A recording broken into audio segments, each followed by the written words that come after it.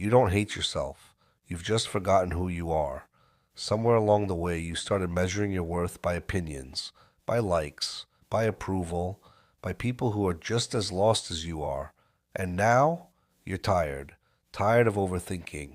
Tired of seeking validation. Tired of feeling like you're never enough. But here's the truth you've been avoiding. Nothing is wrong with you. You've just been disconnected from yourself.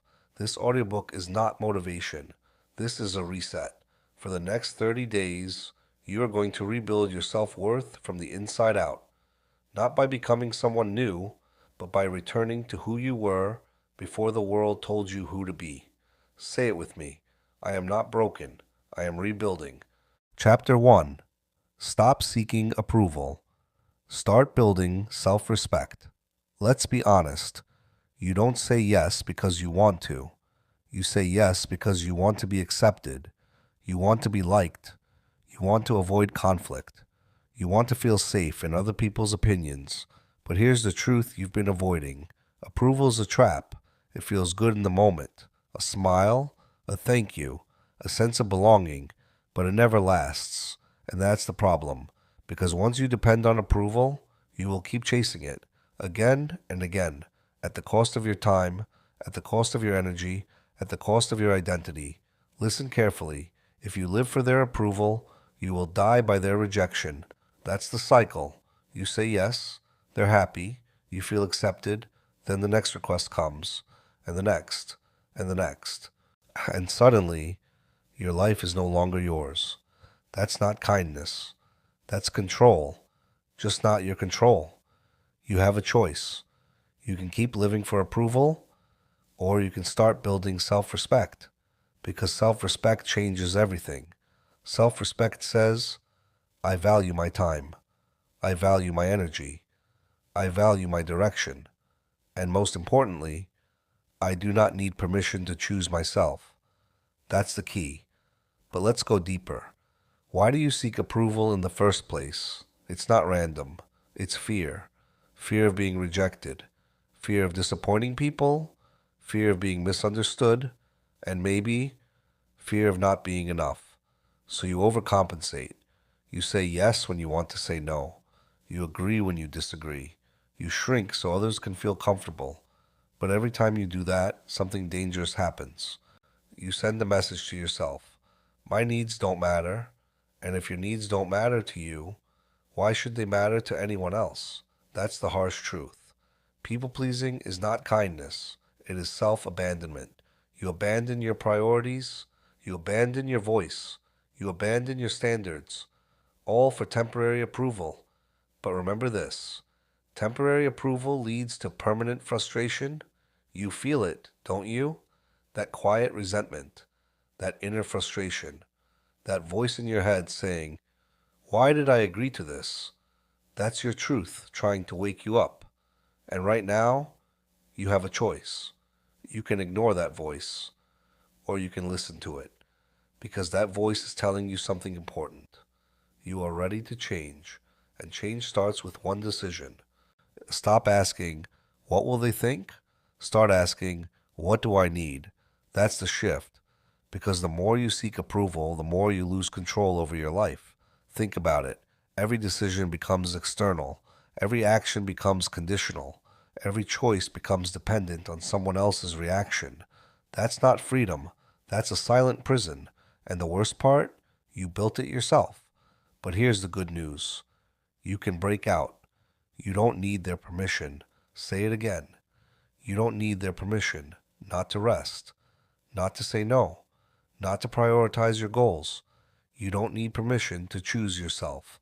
That's the key. Now, let's get practical. The next time someone asks you for something, pause. Don't answer immediately. Don't react automatically. Pause. And ask yourself one simple question. Do I actually want to do this? Not should I? Not will they be upset? But do I want to? Because you have a choice. And if the answer is no, then respect it, even if your voice shakes, even if it feels uncomfortable, because discomfort is part of growth. You've trained yourself to seek approval for years. You won't break that pattern overnight. But every time you choose yourself, you weaken that old habit. And every time you say no when you mean no, you build self-respect. Slowly, consistently, powerfully. And here's what will surprise you. The right people will respect you more. Yes. Some people will resist. Some will question you. Some will even try to guilt trip you. Why? Because they were benefiting from your lack of boundaries. But that's not your responsibility. You are not here to manage everyone's expectations. You are here to manage your life. That's the shift. So repeat this again and again until it becomes part of you. I do not need permission to choose myself. Say it when you feel guilty. Say it when you feel pressured. Say it when you feel unsure, because that statement is your foundation. Without it, you will keep seeking approval. With it, you start building power. And once you build self-respect, everything changes. Your decisions become clearer. Your energy becomes protected. Your life becomes intentional. That's what we're building here. Not just confidence, control. Now remember this as you move forward. Every yes you give should be a conscious decision, not a desperate reaction. Because in the next chapter, we're going deeper. You'll understand something most people ignore. Every yes has a cost. And if you don't start counting that cost, you will keep paying for it with your life. Chapter 2. Stop talking down on yourself. Let's be honest. The problem is not just what people say about you, it's what you say about yourself. Because you can leave a toxic environment, but if your mind is toxic, it follows you everywhere. That's the truth. Your inner voice is not just noise, it is programming. Every thought you repeat becomes a belief. Every belief shapes your identity, and your identity controls your actions. That's the key.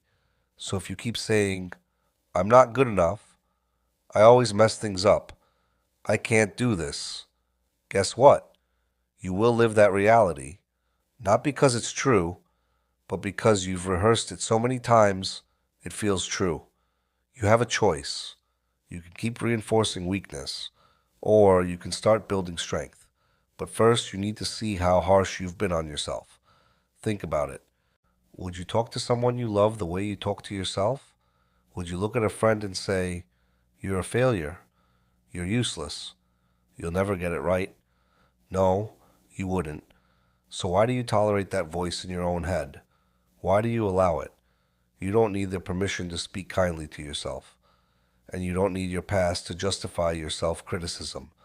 That voice, it was learned from parents, from teachers, from society, from failure.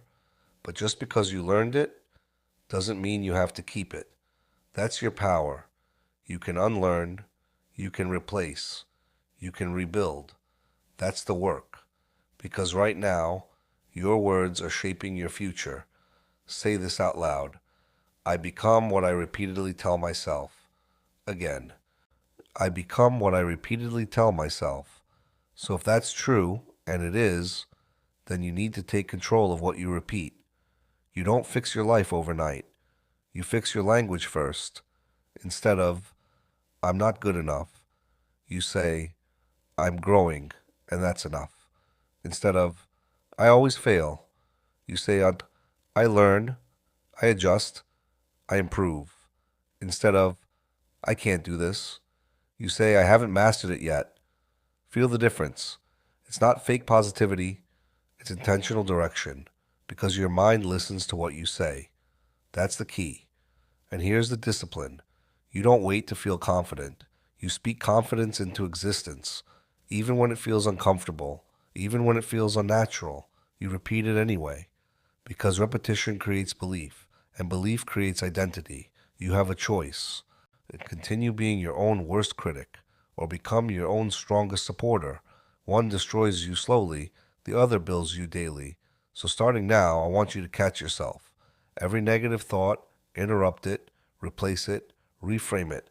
Train your mind like your life depends on it, because it does. And over time, something powerful happens. The voice that once broke you becomes the voice that builds you. That's transformation. That's the shift. But there's something else you need to understand. Even if you fix your inner voice, your environment can still drain you. Your energy can still be stolen. Your peace can still be disrupted. So the next step is this. You must learn to protect your energy without guilt, without apology. Chapter 3. Protect your energy like your life depends on it. Listen, you don't have an energy problem. You have an access problem. Too many people have access to you. Too many conversations drain you. Too many commitments exhaust you.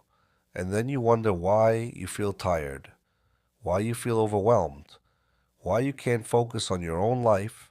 Here's the truth. Your energy is your most valuable currency, not your time, not your money, your energy. Because without energy, you can't think clearly. You can't act consistently. You can't become who you're supposed to be. That's the key. And right now, you're spending it carelessly, saying yes when you mean no, entertaining conversations that go nowhere, holding on to people who drain you. You have a choice. Keep leaking your energy, or start protecting it like your life depends on it. Because it does. Well, let's be clear. Not everyone deserves access to you. Not everyone deserves your time. Not everyone deserves your attention. Not everyone deserves your presence.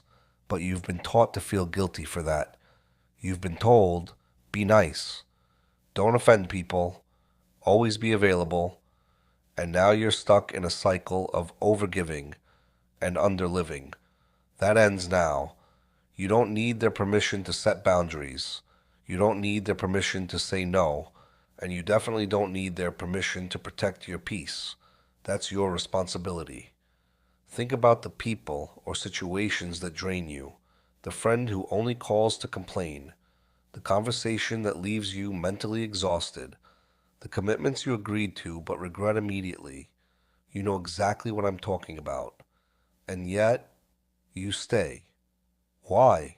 Oh, because you don't want to disappoint people. But here's the reality. Every time you avoid disappointing others, you disappoint yourself. That's the cost. So let's shift your mindset. Say this out loud.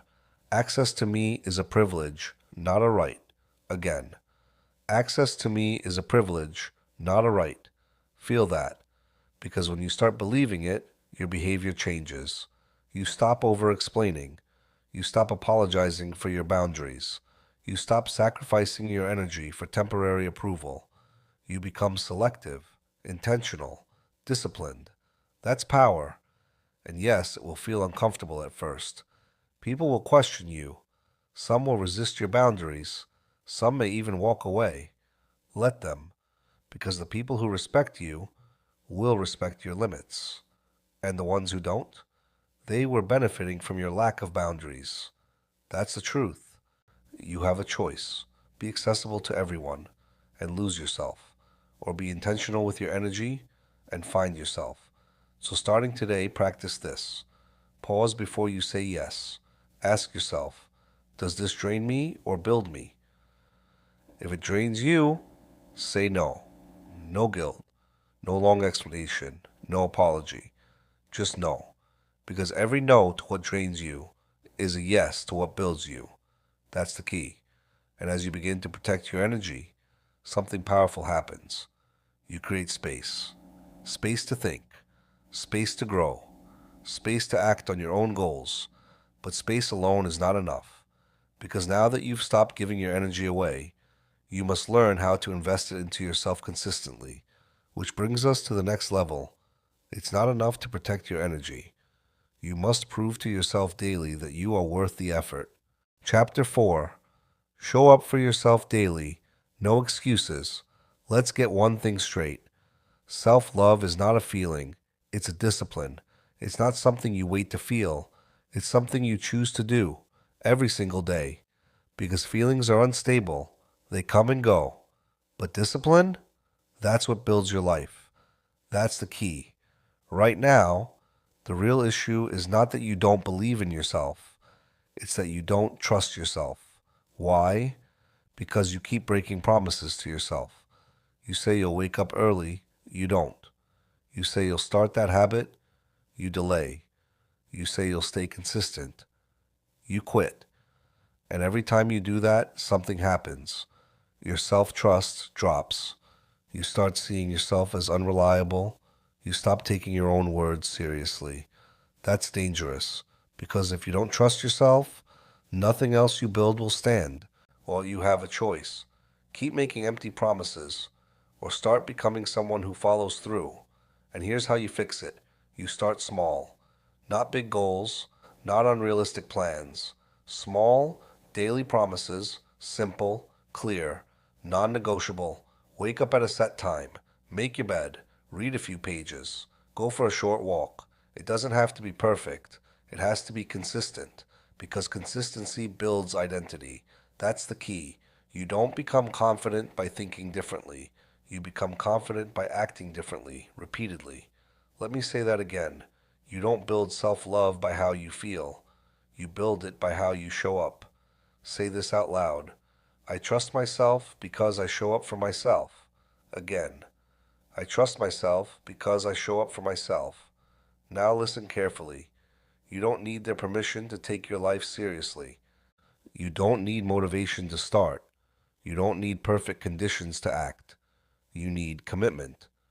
Because the version of you that you want to become is watching what you do daily. Not what you say, not what you plan, what you do. So what are you proving? Are you proving that you're inconsistent? Or are you proving that you can be relied on? You have a choice. Every day you cast a vote for the person you are becoming. Skip the habit, you vote for weakness. Show up anyway, you vote for strength. And those votes add up, day by day, action by action, until one day you wake up and you trust yourself again. That's how it works. No shortcuts, no excuses, and yes, it will feel uncomfortable. There will be days you don't feel like it, days you feel tired, days you want to quit. Do it anyway, because discipline is not about convenience. It's about commitment. That's the key. So starting today, I want you to do this. Pick one promise, just one, and keep it, no matter what, because keeping one promise daily can rebuild your entire self-worth. Think about that. You don't need to fix your whole life at once. You just need to prove to yourself daily that you matter, that your word matters, that your effort matters. And as you begin to show up for yourself consistently, something powerful happens. You start respecting yourself, not because of what you say, but because of what you do. And that leads us to the final level. It's not enough to show up. You must become someone you are proud to be. Chapter 5. Become someone you respect. This is where everything comes together. Listen carefully. You don't gain self-worth, you build it. Not by thinking, not by wishing, not by waiting, by action. That's the truth. You've been trying to feel worthy first, so you can act. But it doesn't work like that. You act first. Then the feeling follows. That's the key. Right now, ask yourself one question. Would I respect me if I met me? Be honest. Not who you could be, not who you plan to be. Who you are, right now, your habits, your discipline, your standards. Would you respect that person? If the answer is no, good. That's awareness. And awareness gives you power, because now you have a choice. Stay the same, or become someone you respect. And becoming someone you respect is simple. Not easy, but simple. You align your actions with your values. You do what you say you'll do. You tell yourself the truth. You stay consistent, especially when it's hard. Discipline, honesty, consistency. That's the formula. No shortcuts, no excuses. You don't need the permission to raise your standards. You don't need validation to improve your life. You decide. That's where self-respect is born. Not in comfort, but in commitment. Think about it. Every time you choose discipline over distraction, you build respect. Every time you tell the truth instead of making excuses, you build respect. Every time you stay consistent when it's inconvenient, you build respect. And over time, those actions shape your identity. You stop seeing yourself as someone who tries and start seeing yourself as someone who does. That's the shift. Say this out loud. I respect who I am becoming. Again, I respect who I am becoming. Now understand this. Respect is not given. It is earned. And the first person you must earn it from is yourself. Because when you respect yourself, you stop tolerating nonsense. You stop lowering your standards. You stop settling for less. Why? Because you know who you are, and you protect it. That's the key. You have a choice. Keep living below your potential, or step into a higher standard. A standard where you show up daily. You speak to yourself with strength. You protect your energy. You stop seeking approval. Everything connects. This is not separate work. This is one identity, built day by day, action by action, decision by decision. And yes, it requires effort, but so does staying stuck. So choose your hard. That's the reality. And as you continue this journey, remember, you are not trying to impress the world. You are building a version of yourself that you are proud to live with. That's the mission. That's the focus. That's the standard. Because at the end of the day, this is what matters. When you look at yourself, no filters, no distractions, no excuses. You can say, I became someone I respect. And that is how you fall in love with yourself again. Now ask yourself, what kind of person are you choosing to become? Starting today? Closing. Let this sink in. Your life will not change until your boundaries do. Every powerful person you admire has mastered one skill, the ability to say no without guilt, without fear, and without apology.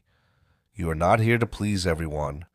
You are here to build a life that reflects your values, your goals, and your purpose. So starting today, say no when it drains you. Say no when it disrespects you. Say no when it distracts you. And remember this, every time you say no to what doesn't matter, you say yes to what does.